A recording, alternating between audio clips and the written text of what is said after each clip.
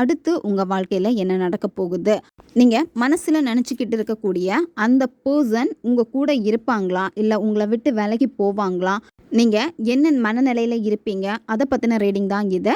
இதில் file 1 file 2 2 file இருக்குது. இதில் ஒரு பைல் வந்து நீங்கள் சூஸ் பண்ணிக்கோங்க. கண்களை மூடிட்டு நல்லா ப்ரேயர் பண்ணிவிட்டு உங்கள் மனசில் எந்த பைல் வந்து ரொம்ப அட்ராக்ஷனாக தெரியுதோ அந்த பைலை வந்து நீங்கள் சூஸ் பண்ணிக்கோங்க.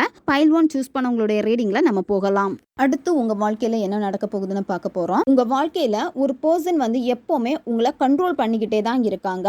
இந்த பர்சன் வந்து பார்த்தீங்கன்னா ஒரு லேடி. ஆனால் உங்களுக்கு வந்து பெரிய அளவுக்கு தெரிய மாட்டேங்குது. ஆனால் அவங்க வந்து எப்படின்னா உங்ககிட்ட நல்லவங்க மாதிரி பேசுகிறாங்க.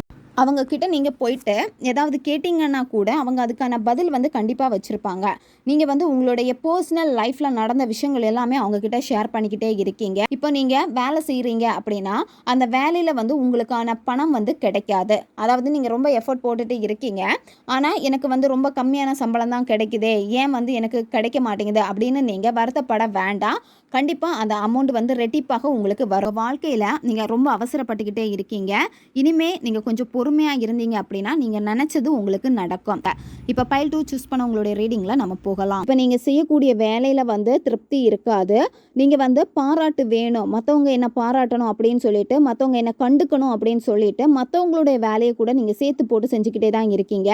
அந்த மாதிரி நீங்கள் செஞ்சால் கூட உங்களுக்கு அதனால் பலன் அளிக்குமான்னு கேட்டால் பலன் அளிக்கவே அளிக்காது. சரி, நீங்கள் மற்றவங்களுடைய பேச்சை வந்து அதிகமாக கேட்டுகிட்டே இருக்கீங்க. நீங்கள் ஒரு முடிவு எடுக்கிறீங்க அப்படின்னா உங்களை நீங்கள் நம்புங்க. யாரை வந்து ரொம்ப நம்புனீங்களோ, உயிராக நினச்சிங்களோ அந்த நபர் வந்து உங்களை விட்டு விலகி போவாங்க. நிறைய வாட்டி உங்ககிட்ட சொல்லியிருப்பாங்க, உங்கள்கிட்ட வந்து புரிய வைக்க ட்ரை பண்ணியிருப்பாங்க. ஆனால் நீங்கள் புரிஞ்சுக்காமல் இருப்பீங்க. ஒரு கட்டத்தில் அந்த நபர் என்ன பண்ணுவாங்க அப்படின்னா இது நமக்கு செட் ஆகாது அப்படின்னு சொல்லிட்டு விலகி போவாங்க. நீங்கள் எப்போவுமே முடிவுகள் எடுக்கிறப்போ நிதானமாக முடிவுகள் வந்து எடுங்க.